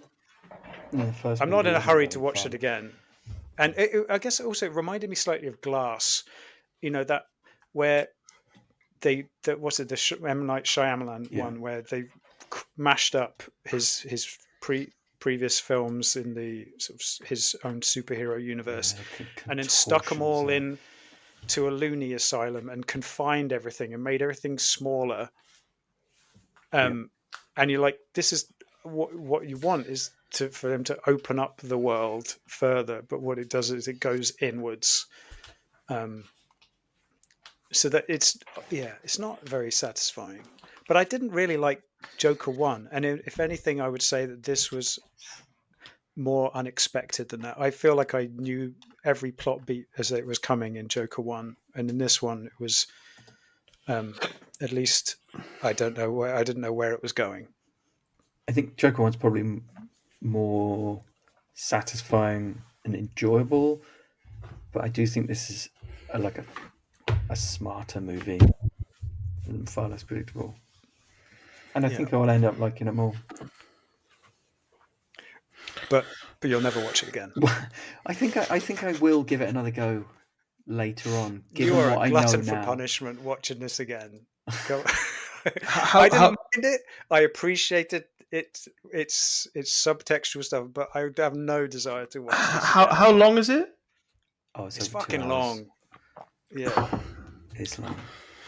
Lazlo is fucking long. That's not the kind of we want. This is a professional podcast, Lazlo. Okay, more than that. Just say it. 85 minutes. Brendan Gleeson's a fucking scumbag in this movie as well. As I get older, being brief, these films, it becomes more and more important to me. Yeah. I'll buy you Granny on DVD from 1995. Don't worry, you'll be fine. So, 80 Is it minutes. as short as Commando? Okay. I thought it was 60 minutes, but apparently it's like 80. But I remember I'll have to watch Granny again. Actually, my God. You have to be 70. Is it 70 the minimum to qualify as a feature film? Something like that. Yeah, maybe I watched a cut version then. It was probably like a VHS cut version I watched. I got to say, you both intrigued me, though. I had no interest in watching this. I like Joaquin Phoenix, and I enjoyed the first Joker, but it's... Yeah, I think when the far right jumped on Joker, it sort of took some of the joy out of it for me. I thought, oh, come on. Yeah. But this is a direct up yours to that audience. Well, that's nice to know. There's no way that those guys are going to enjoy this film. So you can watch it on that basis. Well, can I talk about the only film I'm going to get to talk about today? I'm going to push the others to the side because there's one film that I have watched over the last few weeks that I got like that kind of tingly excitement I got when I watched Night Train to Terror or like a Godfrey Ho film, and I watched this completely accidentally, and I thought, I can't wait to talk about this on KK. Am I okay to chuck in a film? Sure thing. Well, I'm going to say a sentence say something that I don't think has ever been said before. I was with Faye, and it was late, and I said, look, I really fancy... It was one of those days, I often have like a glass of wine with my food sort of thing, but I said to Faye, I want to get drunk tonight. I want to get a buzz on, and I want to watch a shitty horror. And I was quite warmed up, and I was scrolling through, and I thought, right, what's this? And it was a film, and I thought, oh my God. It was clearly from what I thought was the early to mid-70s on Prime, but it said 2021 because I don't know where they get these years from on Prime with the vintage horrors. And I thought, that's not 2021, that's probably the 70s. And that is a young Robert Englund. So that's amazing. I've never seen him in anything pre Nightmare on Elm Street, so I'm going to get it all in this. And what I actually ended up watching was a 1984 comedy horror starring Kenny Everett. And there was something about that. No one has ever mixed up Robert Englund with Kenny Everett as I did, and there was something about it that put me on the right path. Basically, I found that mistake so amusing that it weirdly put me in the exact frame of mind I needed to watch this film, which is basically a riff on like 70s and 80s horror, like like what's it called, The Wicker Man and The Entity and stuff. So, have either of you seen this film? No. What's it called again? I've seen Bloodbath everything in else. the House of Death. Kenny Everett's done, obviously. Yeah, I think you'll find this is only... Was he an actor? I didn't even know this. He was a British DJ, DJ. Yeah. I think he was gay, but he was a British DJ, and then he did like the Kenny Everett show, which was like I think in the 70s, like a sketch show I've never seen. I only know him because my dad likes him, and I think I must have, when I was a kid, seen him on screen. Yeah. But anyway, this came on, and it's I was going to say Robert Englund again. Oh, Kenny Everett, Pamela Stevenson, Gareth Hunt, weirdly from the New Avengers, and it's this like riff on 70s and 80s horror, British horror, and I don't know if it's a good film, but I was weak watching this. And I'm just going to read some highlights. So the whole plot is the film starts off and it is... Do you know what? I'm going to have a sip of my whiskey because I'm really looking forward to talking about this. It starts off and it's Kenny Everett, not Robert Englund, in a car with Pamela Stevenson, Billy Connolly's wife, who's putting on a really weird lisp accent. And there's this house, and you see a load of sort of hooded figures just murdering people in this house of death. It's called like Murder Manor or something stupid. And then it cuts to them driving there, and she's like, "Are you sure this is the right way to Murder Manor?" And he's looking at her, and he's not looking at the road. He's like, "Oh, it's funny you should ask that." And he's just like driving really haphazardly, but not looking out the window. And he has this really long monologue directly at her, which tickled me because just look at the road, really, Kenny. And they're supposed to be scientists, like a group of scientists going to study why everyone thinks this place is really haunted. And they get lost and they pull up at this pub and they go in there, and it's a very sort of American Werewolf in London-y sort of pub. Unfortunately, it's not got Mr. Glover and Mr. Mail in there looking at them, Pat Glover.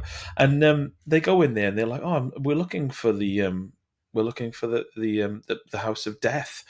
And everyone sort of turns around, they murmur, and they sit down. We'll have a drink, and we'll have a look at the map, and we'll find our way there. And there's this like old blind drunk in the corner with this symbols written on his glasses, and he sort of bumbles across the entire pub, smashing glasses and tipping tables over as he gets there. And he gets really close to Pamela Stevenson's face, and he says, "Oh, I understand you're looking for the place of death." And they're like, she's going because of his breath and like wafting it with a beer mat. And she says, "Oh, I think I found it already, actually," which really tickled me. And then they leave this pub to go to this manor where all these people have been murdered. We saw in the introduction. And then we cut to another pair of supposed scientists, a man with a horrible mole on his arm, like a forearm length horrible brown raised mole. And another woman. And he looks exactly like Walton Goggins, but with a hairline closer to his toes than his ankles. And he's in there and he's chatting away and he's just trying to pull it. And they get there. And then we find that Gareth Hunt and another guy ahead in there, and they're like police officers trying to get to this place as well. There's this, it's not even an undertone. It's like they're just two sort of suppressed gay men. So they're in the car and they're constantly like giving each other side eye, and like whenever there's an opportunity, like squeezing each other's shoulders and like gently touching each other's legs and stuff. And they're going there as well, right? So all these scientists arrive at this house and they all go to bed. And Kenny Everett has got like, it just turns out that it's clearly stated he's worked with Pamela Stevenson for a long time, but he's very clearly got a fake leg that's just made of metal, like solid metal. So he's in his room and he's putting his clothes away, and he's like sort of, it's like a really ridiculously squeaky metal leg that he's got this ridiculous hobble with, like a straight leg hobble. It's like, it's clearly a fake leg.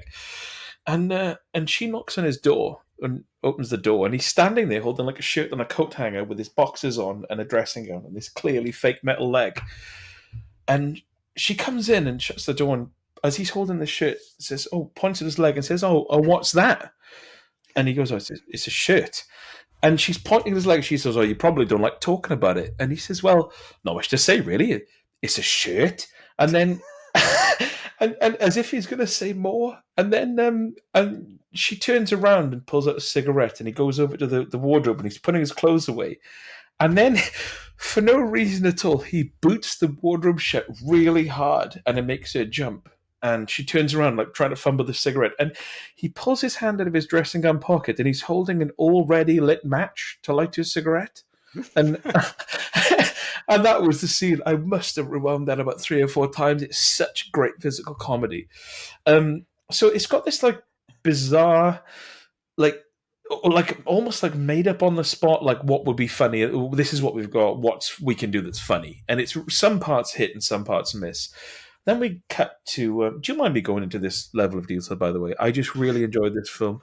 Shot by shot analysis of a Kenny Then Everett film. it'll never happen again. I'll tell you that. Then it cuts to Vincent Price, who is in this like cult, and he's got that like, weirdly sort of that wonderful voice, and he gives this really long monologue to all these people in these like brown cowls bowed in front of him, and there's all these red candles everywhere, and these symbols written on the walls that clearly underground in some sort of desecrated church or whatever. And then he finishes his sort of monologue, and someone just says, "Oh, piss off." And he's like, "Who said that?" And then this woman comes up to him, and he gives this even longer monologue about he is like the sort of avatar of the Prince of Darkness and Satan, and he's lived for 700 years. And he's like, "So don't fucking tell me to piss off," and that tickled me. Throughout the film, then, it's these people wandering around this like clearly haunted house while these things are happening, and there's two running jokes that really made me laugh. One is that in key scenes, when things are really ramping up and all these people are trying to sort things out, Kenny Everett will just say, "Oh, I just gonna go for a piss," and he'll just like leave in the middle of the scene. And every woman in the film is a burner, so they'll have all this like scientific equipment. And Kenny Everett will be there sort of explaining the equipment in real detail. And it's like, it's that sort of 70s thing where there's like a woo, woo, woo, woo sound effect. And he's pointing at screens and all these like wave formats and stuff. And then nothing will have happened. And he'll look at the woman he's talking to and say, "Have you just farted again?" And then she'll say, "Oh, yeah, sorry." And then the scene will just continue.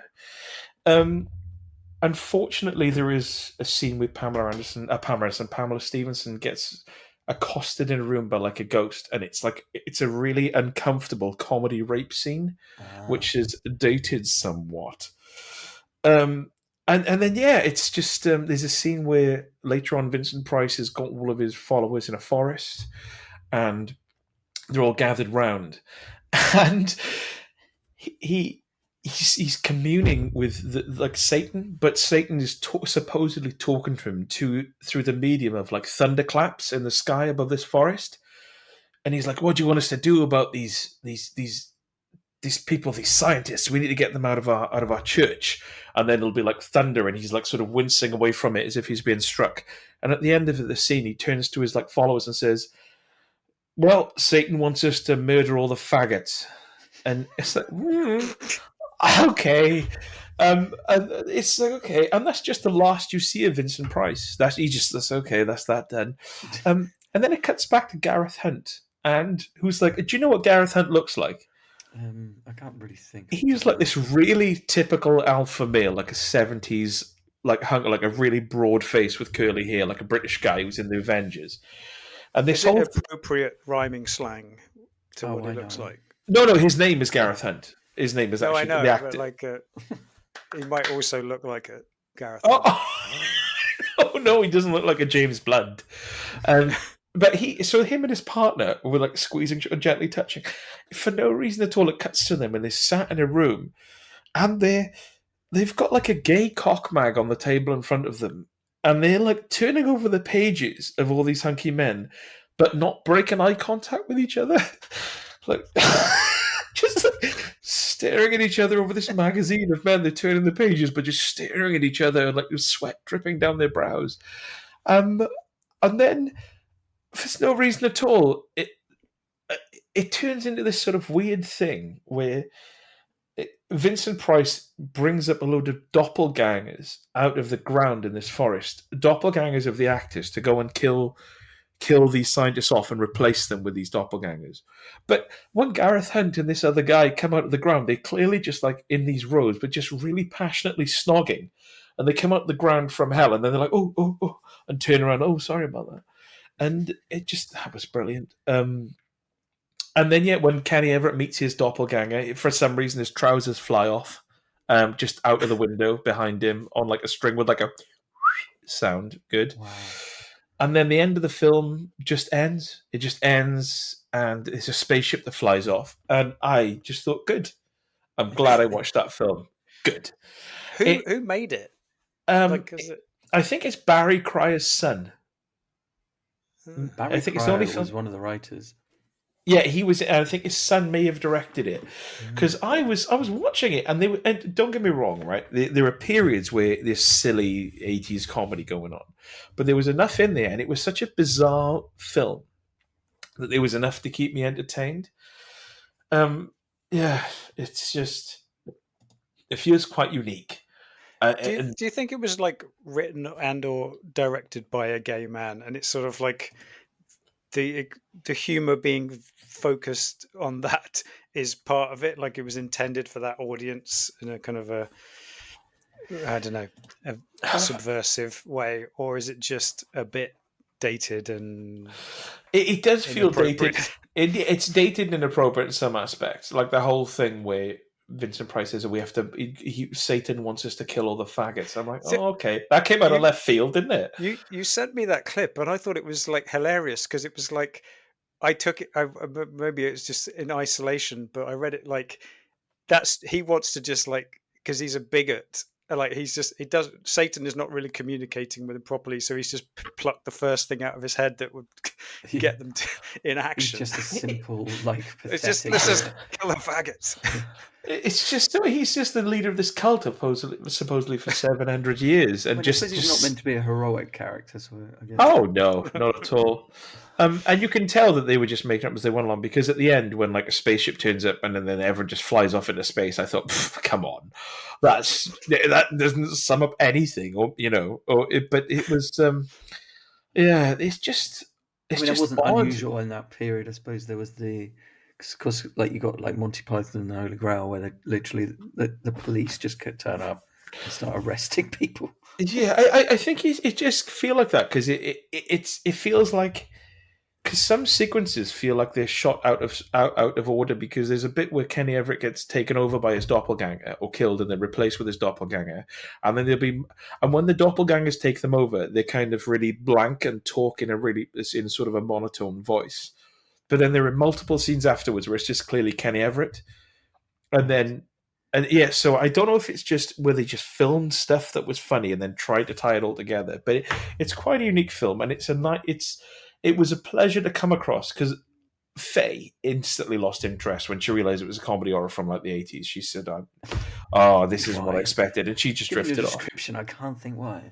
Yeah, but then there's, like I said, the moment that he said at the start, I understand you're looking for the place of death, with his breath, and she said, "Oh, I think I found it." Actually, I was sort of sold. There's silly things like Pamela Stevenson's like lispy accent, and some jokes really fall flat. But there's just enough bizarre sequences, like one where they go into they're really hungry and they realize there's like the chef has clearly been killed and there's no food, and they go in the basement and there's loads of like corpses hung up, and then they just find this like pristine massive meat pie and eat it without any question, and it just clearly has repercussions. It's just, they're like, oh, there's meat pie to eat though. And there's just like, it's just a freezer full of corpses, and they just tuck in. And I thought, but it's just odd. Like, some people watch it and think no, but if I'd had a few drinks and I thought, good, I'm glad I got to watch that, because I would if someone had said there's a Kenny Everett comedy horror from the 80s, I wouldn't even think to watch it. But I'm glad I did, and it's on Prime if you do want to watch it. And apparently, it's the only film he ever starred in, and yeah, the whole metal leg thing is fantastic. Right. Well, I might have to stick this on. Yeah, give it a go. Give it a go and dislike it more than I did. So I guess, are we going to do, one of you want to do another review? I think I'll save. Save, is it? Okay. Yeah. I'd like to talk about one just because it ties in neatly with the trailer thing. Oh, nice. So okay. Have you guys seen Companion? No. Which is a new film that came never even out heard of it. this year. So this is starring Jack Quaid and Sophie Thatcher, who was in Heretic, yes, and that TV show on Paramount that I've forgotten the name of, Yellow Jackets. Anyway, so the appeal of this film is it's like a horror thriller with comedic aspects, and it heavily relies on knowing as little as possible going into it about the plot. It's like, I think I realize now, I was kind of had this in mind when I was talking earlier on about films, that unfortunately enjoyment of the film is dependent on not knowing what is going to happen, and in a large part, like what happens quite early on. And the first teaser that they released for this film was a perfect teaser, where it sort of seemingly depicted like a idyllic boy meets girl scenario, and it had on screen from the studio that bought you The Notebook, and then it proceeded to give you little glimpses of how badly this relationship could go wrong, with almost sort of supernatural horror edges, sort of thing. Like, whereas they meet cute, then by the end of it, she's standing there with her hand literally aflame, and she's just staring at it, mesmerized.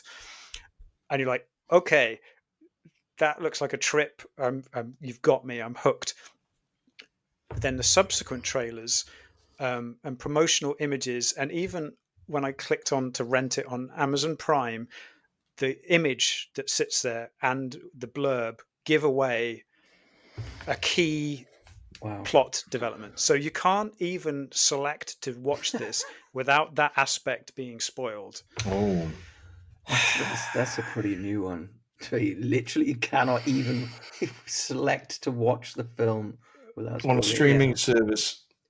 And it has to. It must be an act of cowardice on the studio that put this out there, or whoever it was, because you don't need to know that information. And as the film played, I was like, oh, I didn't get that from that teaser that I saw, but I guess that's what's going on. And then it's not revealed for about 25 minutes in, and the first 25 minutes would be a brilliant, like, what's going on here situation if you didn't know what was going on. Well, but now anyway, you've armed us with that information, so we can.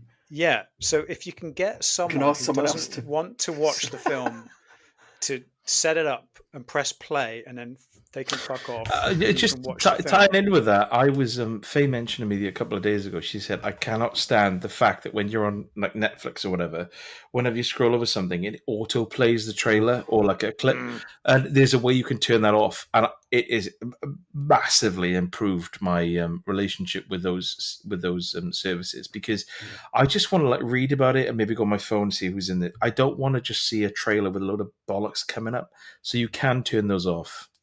Yeah. Why would you want that? Yeah. Before you've even had a chance to read the fucking title of it, it's already playing something. The thing is, you need use of your fingers to select it in the first place. All you need to do is just press the finger again. It's not the thing is as well, all the films I watch on streaming services, all it is like I'll go right and it'll go in a world, right in a world, right. In a world. I'm like, oh, come on. Just anything out of the 80s. But yes, I'm glad I turned that off. Really glad. Yeah. Well, I imagine if this is on Netflix at some point, it will probably spoil it for you within those few seconds as well. So again, good. What is it on currently? I watched this on Prime. I rented it. I don't think it's on an inclusive on a streaming service in the UK yet. But the reason, I understand why they decided to spoil what's the twist, because it's topical. But anyway, so if you can avoid that, I would definitely recommend it. Knowing that going in as I did, because I had no choice, it's still good. It's still fun. But you will enjoy it even more if you know nothing about it going in, I would say. Oh, okay. And it's heavily reliant on you not knowing where it's going and what's happening. Yeah. So I'm not going to say anything more about it really, other than I enjoyed the ride. And it's not perfect. It's not like a work of genius, but it's very entertaining and dark humored, and the idea of this toxic relationship, it feels very timely in the representation of this guy who has this sort of expectation of women, and so go in cold and enjoy the ride. I've only ever seen Jack Quaid. I think he was in Logan Lucky, and I saw him in the few episodes I watched of The Boys when I had a dalliance with the Savalas. And he seems hips deep. He seems like somebody who's hips. He's Dennis Quaid's son, isn't he? Yeah. So no, I've seen him on like YouTubey chat shows and stuff where he like gives his time to nerdy stuff. Yeah, he seems like a good guy. Yeah, he kind of emanates goodness. Yeah, that's cool to know. That's nice. Yeah, I also watched him in another film called Novocaine, which I don't know if we've got time to talk about, but in that, again, it feels like he's picking roles that suit him, and they're all kind of a elevated quality, considering he's not like a big bankable name. So, is that the one where he's just getting punched in the face in the poster? Yes. He's a guy who doesn't feel pain. Shall I 2-minute trash that? Oh, it's not a 2-minute trashing. It's 2-minute. I'm happy. I'm happy for that to happen. Yeah. Okay. So it's an action comedy film starring him as a character called Nathan Kane, aka Novocaine. That's the nickname he was given in high school. Who is a kind of reclusive bank manager who can't feel pain, and as a result lives a very sheltered life, avoiding risk for fear that he could be injured and not know it. So he doesn't even eat like chewy food in case he bites his tongue and doesn't realize he's bitten off his own tongue, sort of thing. He lives a fairly depressing life, but then things start looking up for him when a girl who works at his bank takes a shine to him and encourages him to start taking risks and living a little. But then the bank is robbed, and she is taken hostage by the robbers, and taken away in their car. And he decides to turn his disability into a superpower as he relentlessly pursues them across town, despite being shot and stabbed and burned. This sounds good. Yeah.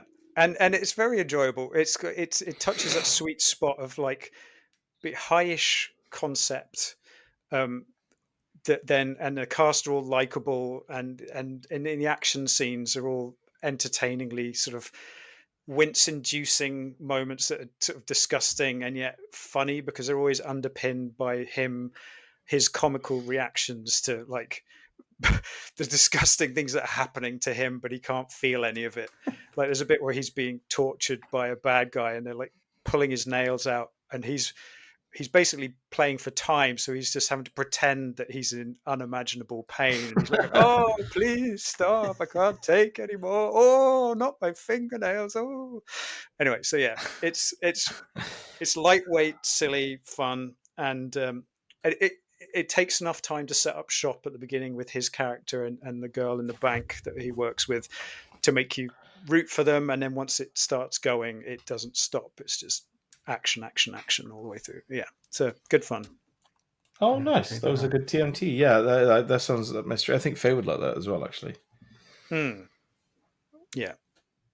Good makeup and prosthetic effects as well, so she'll appreciate that.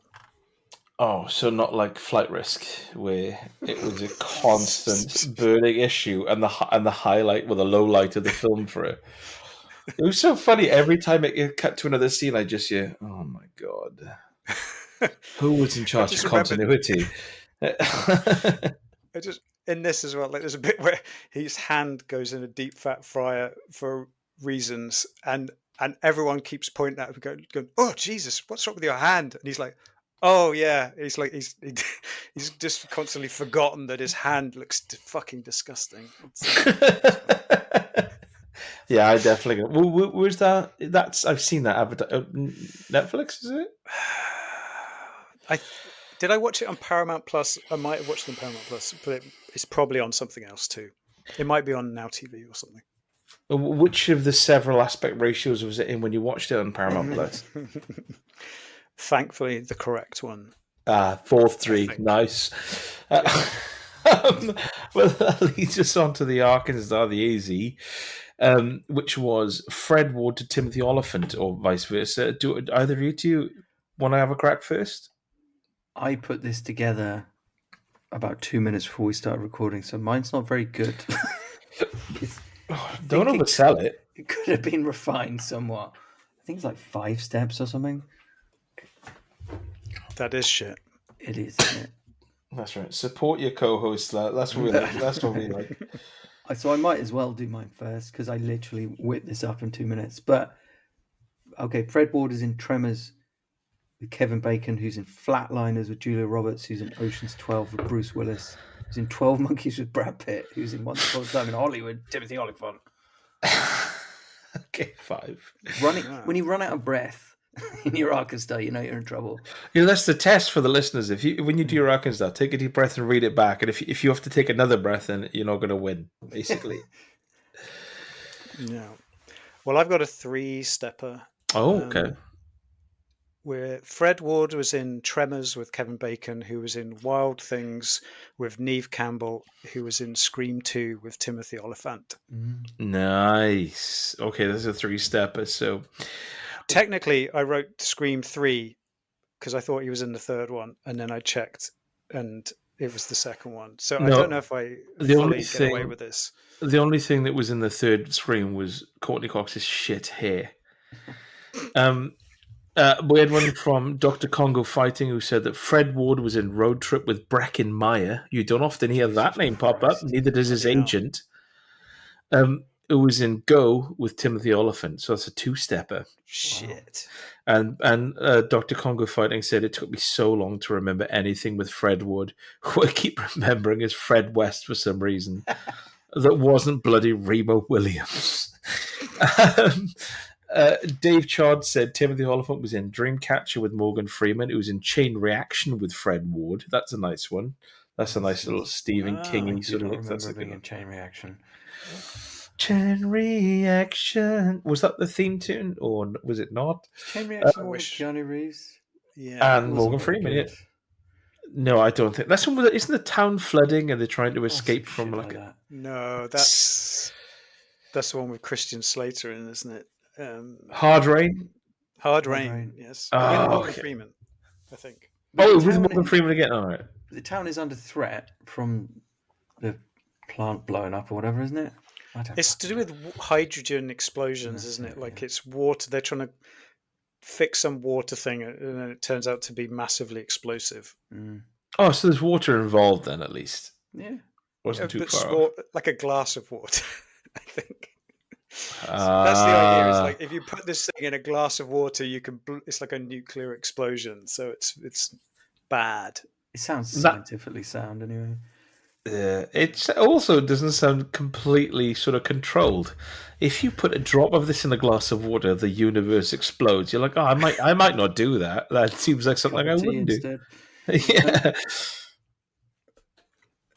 Who else? How many? So we got a couple of 2-steppers then. Yeah. So Lee said, I feel like this Arkansas is going to be a popular one, but yet it wasn't. Timothy Oliphant was in Once Upon a Time in Hollywood with Brad Pitt, who was in Sleepers with Kevin Bacon, who was in Tremors with Fred Ward. I did think Tremors would pop up more often. And Utah Smith has sent in a usual video one, so I'm going to play that now.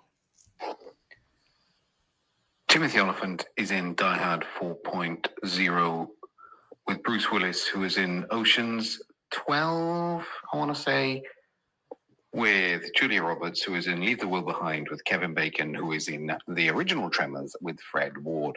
It's probably a quicker way, but that's mine. Cheers. Don't know why he sounded so camp when he said that. He's obviously been watching too much Kenny Everett. So I think Ben won with the Fred Ward was in Road Trip with Breckin Meyer and Go with Timothy Oliphant, and Dave Chord, who said Timothy Oliphant was in Dreamcatcher with Morgan Freeman, who was in Chain Reaction with Fred Ward. So a couple of hats off to those guys. Fair play. So what is? We haven't covered many films today, and we can't say Kenny Everett. So what's the new Arkansas? Brendan Gleeson. Oh, nice. Okay. To Thingy Quaid. Jack Quaid. Jack Quaid. That's true, actually. We talked about a few films he was in, wasn't he? He was in The Boy, which is the Savalas, that doesn't count. So Logan Lucky and... Okay, yeah, that's going to be a tough one for a lot of people. Okay. Brendan Gleeson to Jack Quaid. That is going to be a tough one. Have we got any other films we can just mention that Jack Quaid was in? I mean, Brendan Gleeson's been a load, obviously, with like In Bruges and stuff like that. But Well, we've mentioned... Well, Sophie Thatcher is in that movie as well, so that links to others. As Yeah, maybe Jack Quaid is too tough. I'm now well. struggling to think No! We've had a much tougher ones. At least they're vaguely...